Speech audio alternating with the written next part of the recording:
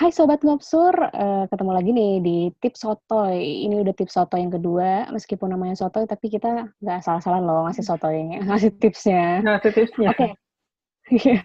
Oke, ada lagi bareng gue Tasya dan ada Gue Pamela di sana. Pamela. Ada dong, ya. Ya ini kita masih di rumah aja nih dalam Hmm. dalam rangka di rumah aja, makanya kita rekaman yang nggak langsung ya. Kita langsung aja hari ini tips sotoynya bakal ngebahas tentang tips menabung anti miskin. Kenapa tips menabung? Karena mungkin beberapa bulan ini banyak dari kita yang di rumah aja, ada yang pemasukannya berkurang, ada yang mungkin dirumahkan, atau ya banyak lah ya kondisi keuangannya beda lah daripada sebelum pandemi nih. Makanya mungkin makin banyak yang peduli sama finansialnya nih, gimana nih ngatur duitnya supaya ke depan nggak habis uang terus nggak bisa biayain sehari-hari gitu. Menabung anti miskin itu bukan berarti kita ini udah kaya ya. Cuman seenggaknya kita ini punya pegangan lah. Kita langsung aja lah ya ke poinnya nih. Oke, yang pertama atur prioritas uangnya nih. Jadi kalian bisa bagi misalnya jadi 3 sumber nih. Hmm. Satu biaya hidup, yang kedua biaya buat nabung nih atau saving, yang ketiga buat rekreasi. Ini gue ambil dari beberapa sumber ya di pemberitaan dan juga sumber-sumber lainnya ya. Dari 3 itu misalnya buat biaya hidup ini yang paling besar nih harusnya nih. Biasanya kalau umum itu sekitar 50% lah. Tapi mungkin kalau kalian lagi masa pandemi terus bingung takutnya ke depan, "Entar gimana ya, jelas nggak ya pemasukan gua?" Itu bisalah kalian besarin jadi 70%-an. Jadi sisanya 30% kan, itu bisa buat nabung nih. Kalau bisa ini di awal ya, dibagi 3 ini. Jadi jangan dibaginya ini sambil jalan gitu, karena itu biasanya nggak akan berhasil. Oke, langsung untuk poin yang kedua, itu perbesar pemasukan. Jadi, misalnya kalian udah punya pemasukan sekian, gimana sih cara memperbesarnya? Paling bisa dengan pekerjaan freelance ya, cari pekerjaan tambahan di luar itu. Mungkin kalau misalnya bingung pekerjaan freelance-nya kayak gimana, kan sekarang banyak yang online. Bisa dengan nulis artikel Hmm. misalnya, atau jual jasa foto, atau misalnya kalian punya hobi sesuatu yang bisa dijual, jadi jualan online, macam itu sih. Bisa juga dengan kayak jualan makanan, misalnya yang punya hobi masak, kan sekarang banyak. Oke, poin yang ketiga adalah menabung di awal. Seperti yang tadi sempat gue sebut di awal nih, kalau kalian harus ngisi uang pas awal banget, maksudnya ketika kalian baru gajian, itu langsung kalian, potong biaya buat nabung. Karena kalau misalnya sambil jalan disisain itu yakinlah kemungkinan besar nggak bakal nyisa. Atau kalau kalian freelancer nih, kalian juga bisa, sisihkan uang buat ditabung, misalnya pas kalian dibayarin tuh si honornya itu, kalian langsung sisihkan. Pokoknya setiap ada pemasukan itu kalau bisa kalian bagi-baginya itu di awal. Jadi poin keempat itu adalah buka tabungan berjangka. Jadi ini sebagai solusi juga sih buat lo yang kayak tadi kan sarannya menabung di awal ya, tapi misalnya ternyata tabungannya selalu dikorek-korek nih, diambil-ambil lagi.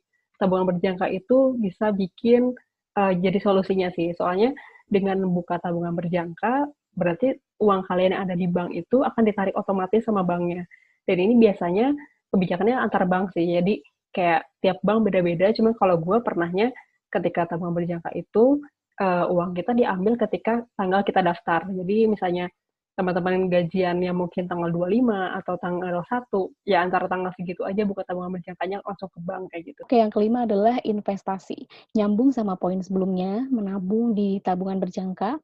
Yang ini juga bisa masuk ke tabungan berjangka itu masuk ke investasi ya buat kalian yang pemula. Bisa juga kalian nabung emas atau beli emas kalian tuh kayak gitu atau reksadana. Buat kalian yang masih bingung, kalian bisa nanya ke bank yang bersangkutan, kalian cocoknya investasi yang mana. Kalau udah hebat gitu ya, ini udah menurut kalian reksadana, nabung emas sudah biasa banget, kalian bisa naik ke tahap berikutnya mungkin, kalian bisa cari sumber yang, banyak sumber kredibel yang bisa kalian baca atau dengar atau tonton, supaya kalian bisa investasi dengan baik dan juga sesuai dengan tujuan kalian tentunya. Oke, poin berikutnya nih ya, poin ke-6. Jadi untuk tips menabung berikutnya adalah catat pengeluaran. Jadi jangan sampai pengeluaran kalian itu bocor, karena kalau misalnya nggak dicatat, bakalan ada pengeluaran-pengeluaran sepele, kayak misalnya ada ngopi-ngopi lah, atau nongkrong-nongkrong, itu termasuk pengeluaran yang sebenarnya kan nggak penting gitu. Jadi kalau misalnya kalian mager nih untuk nyatat manual, kalian juga bisa pakai aplikasi, karena sekarang udah banyak banget aplikasi yang menyediakan fasilitas untuk mencatat pengeluaran kayak gitu sih. Oke, poin berikutnya, poin ketujuh, hindari pakai kartu kredit. Biasanya kalian tergoda nih sama diskon-diskonan, promo yang ditawarin sama kartu kredit, akhirnya terpaksa pakai kartu kredit. coba hindarin ya, karena kalau udah punya itu kalian bakal terpacu lagi buat, oke pakai terus kartu kreditnya, pakai terus promonya, akhirnya kalian juga punya tunggakan yang besar atau, nggak bisa mengontrol dirinya lah. Dan begitu memasuki masa-masa yang seperti pandemi kemarin, itu kalian bakal menerima masalah yang double lah gitu istilahnya.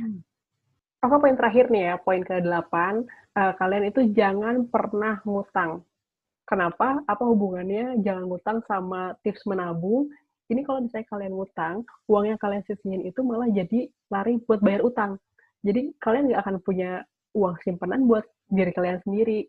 Jadi makanya kalau misalnya ada yang dikit-dikit nih, kayak sebesar 2.000, 5.000, itu jangan dibiasain deh untuk ngutang. Karena kebiasaan yang sepele kayak gitu malah jadi nanti kebiasaan, udah deh pinjam duit teman gue dulu aja. Dan akhirnya kalian nggak akan pernah nabung.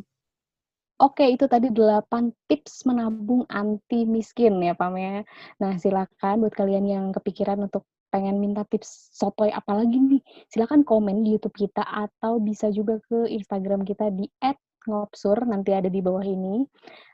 Buat berikutnya juga kalian kalau mau usul review apa nih, kita punya juga segmen review sotoy, Ya, mungkin ada juga yang udah nungguin ya. Nanti kita akan kabarin kalian lagi apa yang bakal kita review dan juga bakal kita kasih tips apa lagi nih. Silakan Pamela, ada terakhir nggak nih kata-kata terakhir? Oke. Jadi kalau misalnya teman-teman juga punya tips menabung lain ya, selain yang kita tadi sebutin dan udah terbukti mungkin berhasil, bisa komen juga nih di kolom komentar. Jadi saling berbagi lah untuk yang nonton video ini, kayak gitu aja sih dari gue. Oke, udah kalau gitu kita udahin dulu ya sekarang ya. Sampai ketemu di tips sotoy berikutnya. Ya, sampai ketemu ya. Dadah. Dadah. Jangan lupa like, komen, dan subscribe Ngopsur Official. Klik juga tombol lonceng untuk dapat notifikasi video terbaru kita.